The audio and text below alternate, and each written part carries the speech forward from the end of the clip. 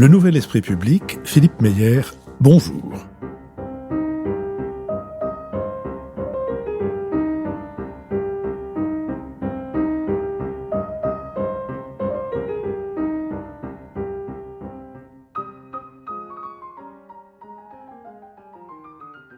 Bonjour, merci de nous avoir rejoints pour ce deuxième épisode dans notre série Si c'est pour la culture, on a déjà donné, deuxième épisode de ma conversation avec Hervé Pierre. Hervé Pierre, bonjour. Mais bonjour Philippe. Hervé Pierre, acteur, sociétaire de la Comédie Française de 2007 à 2022, et donc ex-sociétaire de la Comédie Française, et avec qui nous avons d'abord évoqué dans un premier épisode les années de découverte puis les années de formation.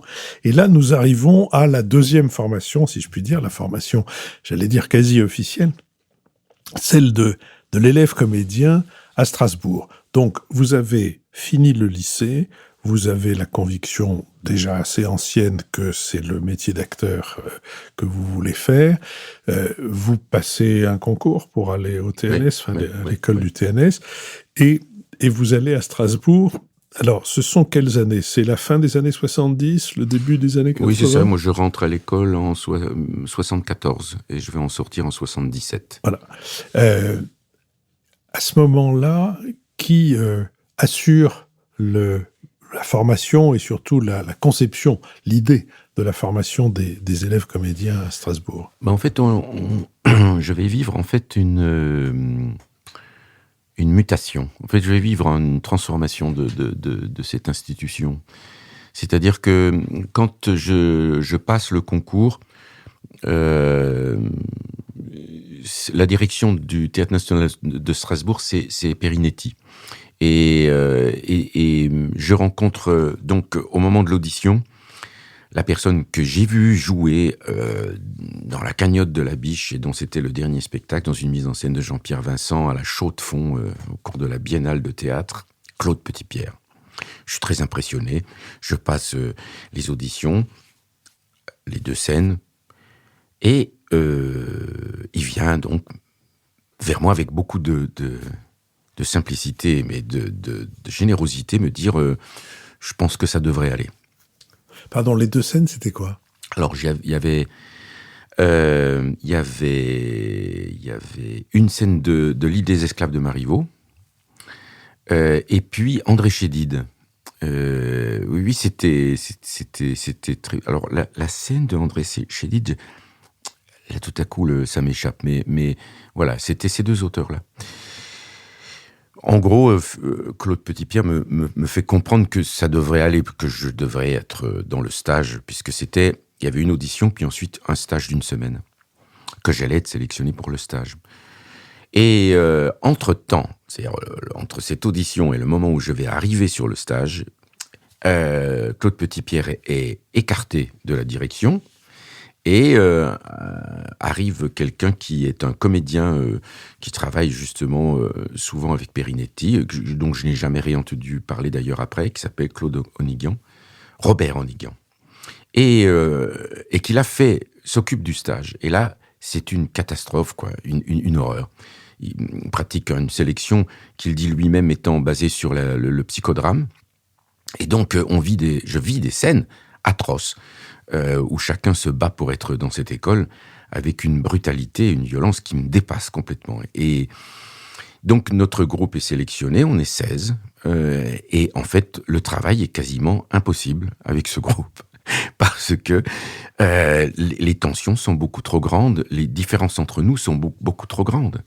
Et donc... la première année est une année catastrophe. On n'arrive pas à travailler. C'est une constatation. C'est comme ça, quoi.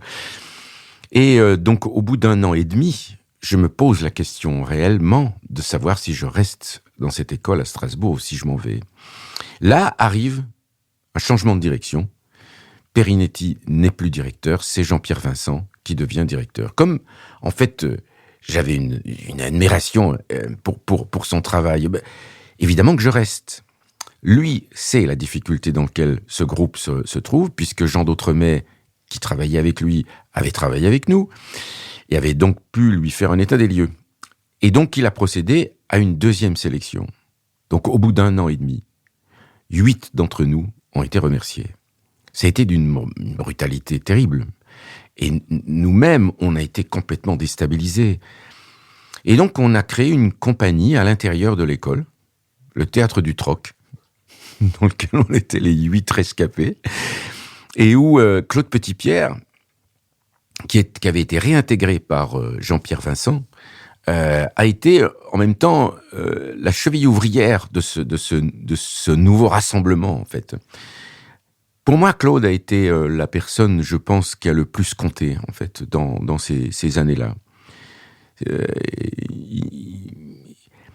Il m'a transmis quelque chose d'essentiel, je pense. C'est l'importance de comment dire,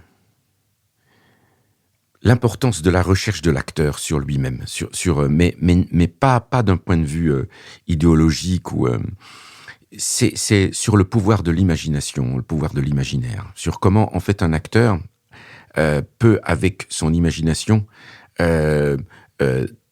travailler une sorte de métempsychose ou d'empathie parfaite qui fait que tout à coup il peut être un autre, une autre. Simplement par le pouvoir de son imagination. Et donc, il nous avait emmenés, par exemple, aux Zoo de Bâle.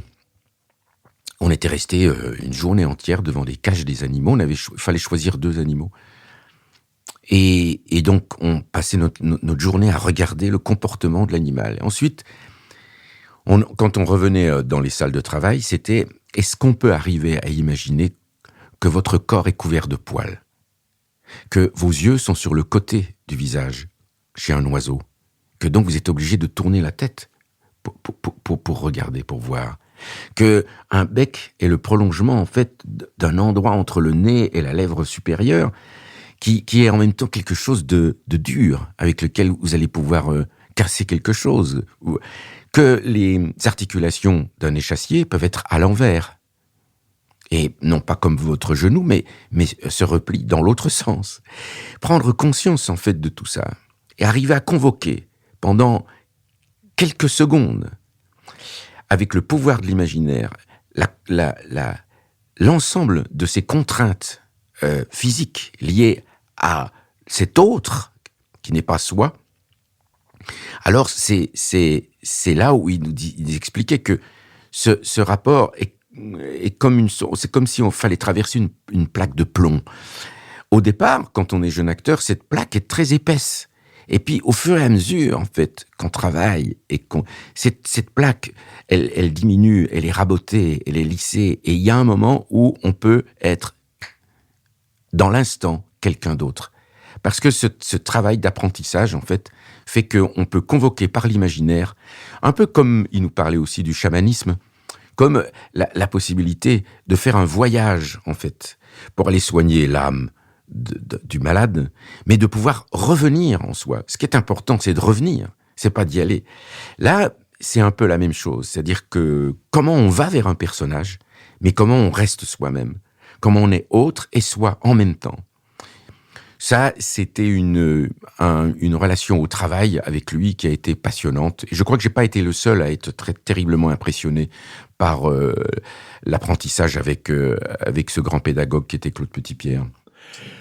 Il vous a donné à vous et à vos camarades la maîtrise d'une technique. Est-ce qu'on peut dire ça ?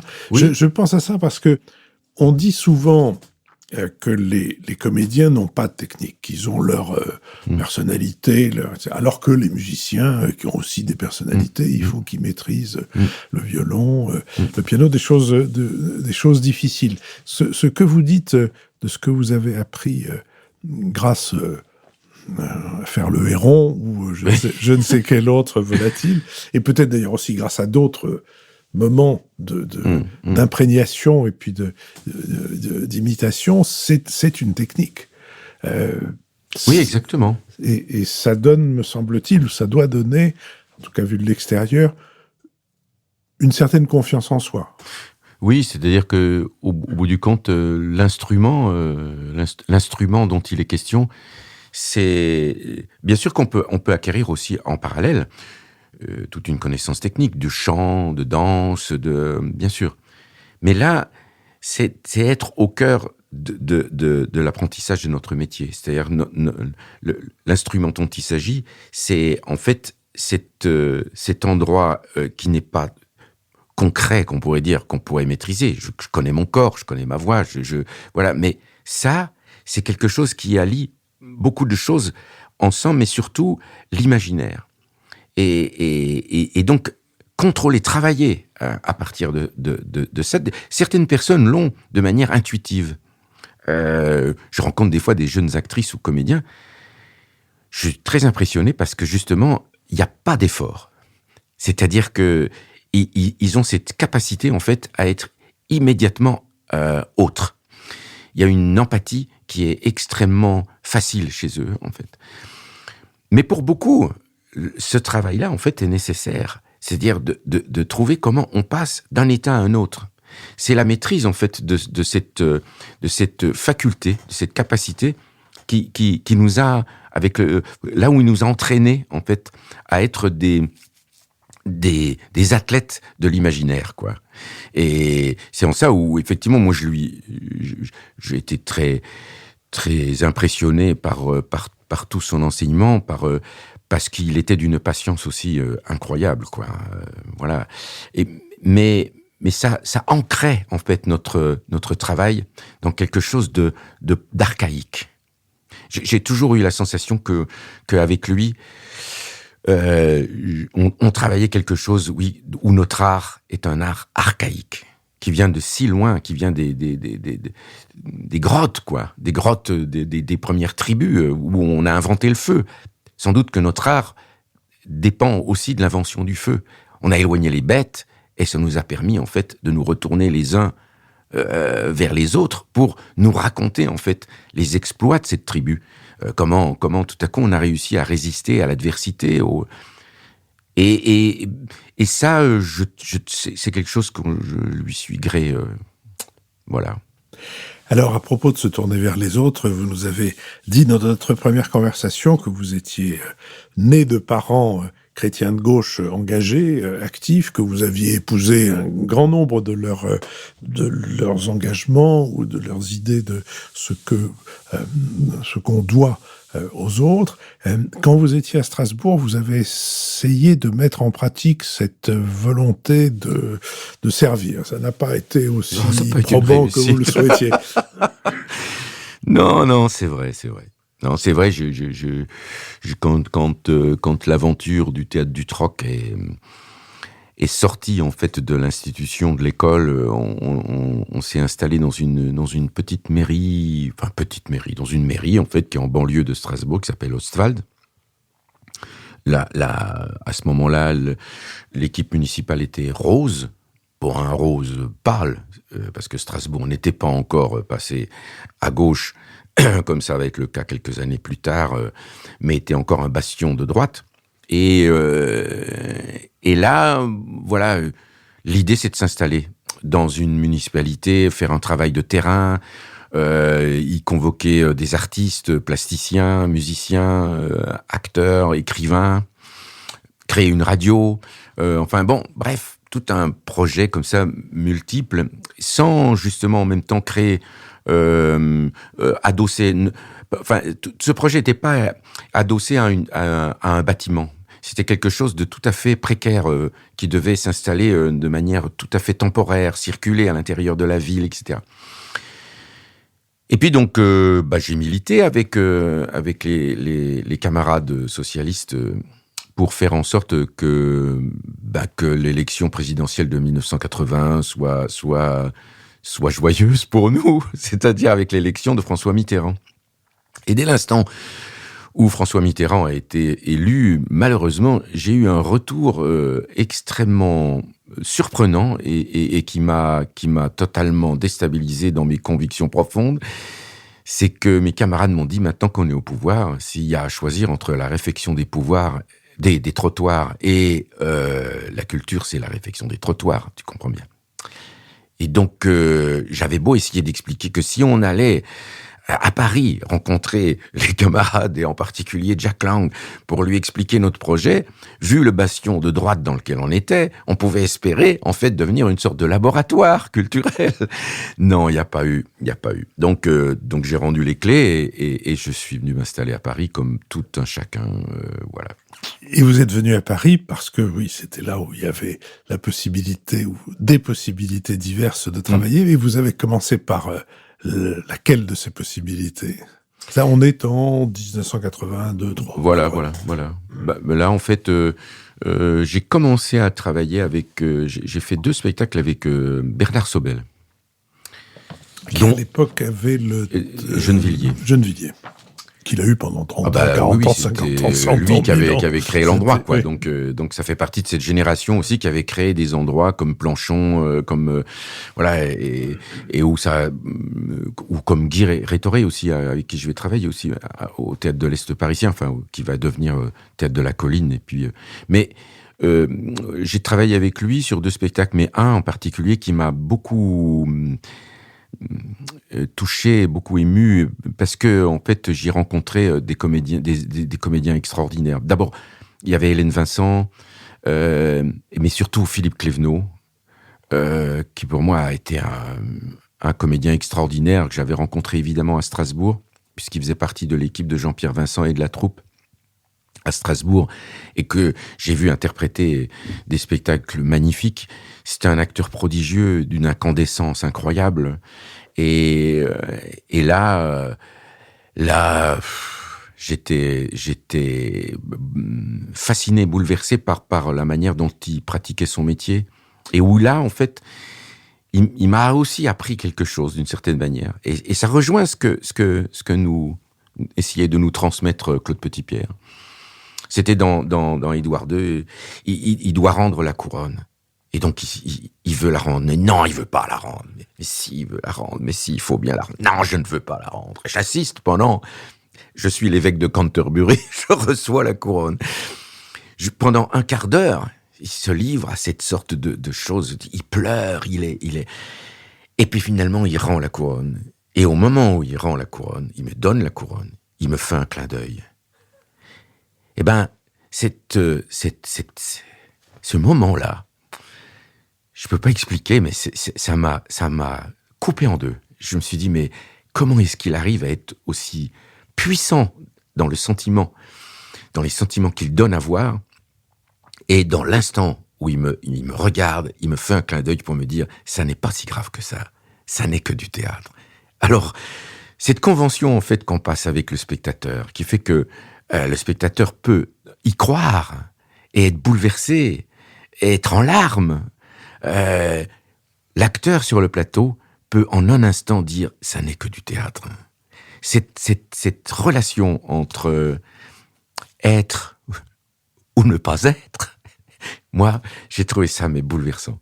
Donc j'ai commencé, voilà, avec Bernard Sobel, et puis ensuite, il y a eu plein de rencontres que j'avais déjà faites, en particulier avec Jean-Louis Hourdin, que j'avais rencontré à l'école du TNS, avec lequel j'ai fait un long compagnonnage, j'ai fait 6 spectacles avec lui. Jean-Paul Wenzel, que je vais aller retrouver à Hérisson, où mon ami Pierre Meunier est installé maintenant. Olivier Perrier, avec qui on va faire un spectacle ensemble. Là, il y a toutes ces rencontres-là. Et il y a Jean-Luc Lagarce. Mais Jean-Luc, c'est étrange, hein. J'ai rencontré Jean-Luc, il avait 18 ans. C'était au Château de Joux.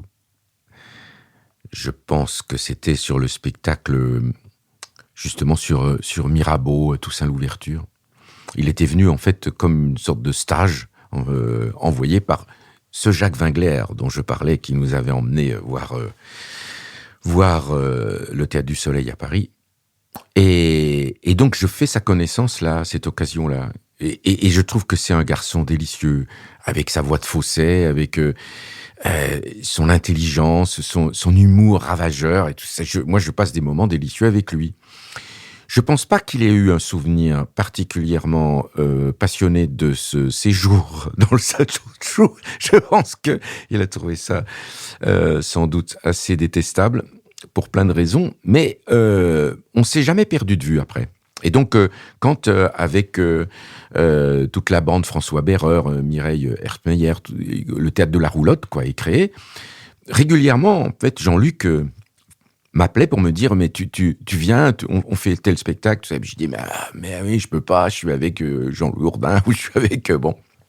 Et donc, c'est très tardivement que je retrouve Jean-Luc sur Les Solitaires Intempestifs, un spectacle qu'il avait écrit à partir de plein d'auteurs différents, qui va donner, d'ailleurs, le titre de ce spectacle va être le titre des éditions théâtrales.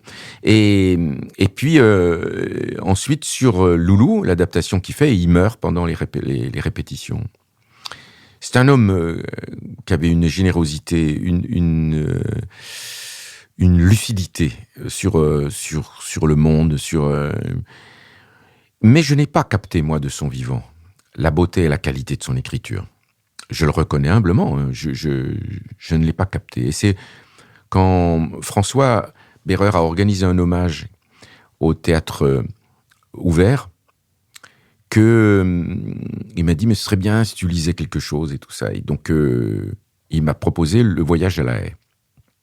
Là, j'ai lu Le Voyage à la Haye, et au cours de cette lecture, je me suis rendu compte à quel point j'étais en train de lire quelque chose d'exceptionnel. Donc, j'ai proposé à François de me donner les droits pour pouvoir le faire, et il m'a dit, mais non, mais on le fait ensemble. Et donc, on a commencé avec Le Voyage à la Haye, puis ensuite, on a fait un spectacle. Il a eu l'idée du Rêve de la veille, c'est-à-dire où ça commençait par music hall, je faisais la fille, puis ensuite Le Bain, qui est un autre récit de Jean-Luc, puis ensuite Entr'acte, Le Voyage à la Haye, et puis l'idée c'était Entr'acte, juste la fin du monde. C'est-à-dire le grand voyage de quelqu'un qui est dans le spectacle, qui découvre la maladie de son compagnon, qui découvre sa propre maladie dans Le Voyage à la Haye, et puis qui ensuite va dans sa famille pour dire qu'il va mourir. On a réussi à faire l'ensemble du trajet, sauf qu'on n'a pas trouvé, en fait, un producteur, un théâtre qui accueille l'ensemble du process, quoi. C'est-à-dire, on a fait juste la fin du monde en dehors du Rêve de la veille, de ce qui avait été fait avant, voilà. C'est dommage, parce que c'est vraiment une très belle idée. Je ne la connaissais pas, et je trouve que c'est une idée qui mériterait d'être remise sur le métier. Très, très beau. Le Rêve de la veille avec François, ça a été vraiment une très, très, très, très, très belle aventure. Franchement, vraiment. François a eu des idées qui étaient très justes, très simples, très claires. Et puis l'écriture de Jean-Luc, tout à coup, s'épanouissait de manière extraordinaire. Là, c'est vrai que j'ai découvert en fait à quel point son écriture, alors que je pensais que c'était, mais parce qu'on a toujours une idée un peu extérieure des choses, souvent, je pensais finalement que c'était une écriture un peu précieuse.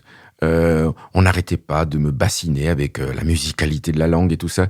Mais au fond, un peu la même chose que j'ai pu éprouver avec Marguerite Duras, finalement, où on entend d'abord sublime, forcément sublime, et puis après, tu travailles comme acteur, et tu te rends compte que c'est que de la pensée concrète, que c'est de la pensée qui se construit devant nous, avec nous.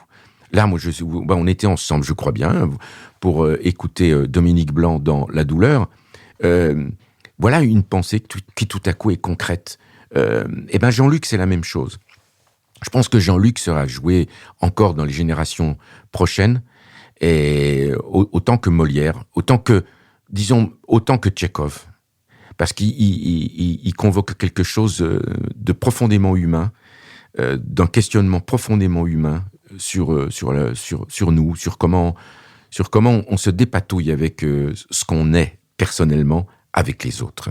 Voilà. Oui, je pense que Jean-Luc Lagarce a besoin d'être débarrassé de ses admirateurs professionnels. Oui, mais parce que c'est toujours un peu de la même manière. C'est vrai. Moi, bon, voilà. Mais d'une certaine manière, je n'en veux qu'à moi-même. Oui, mais voilà. Je me dis, mais pourquoi est-ce que j'ai trop de filtres, quoi.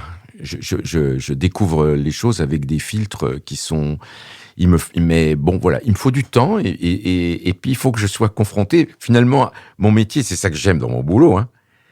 C'est que ça m'a donné accès à des poètes, à des écritures que je n'aurais peut-être pas saisies simplement en tant que lecteur ou travailler avec Lars Noren, ça a été quelque chose de très puissant, de très puissant.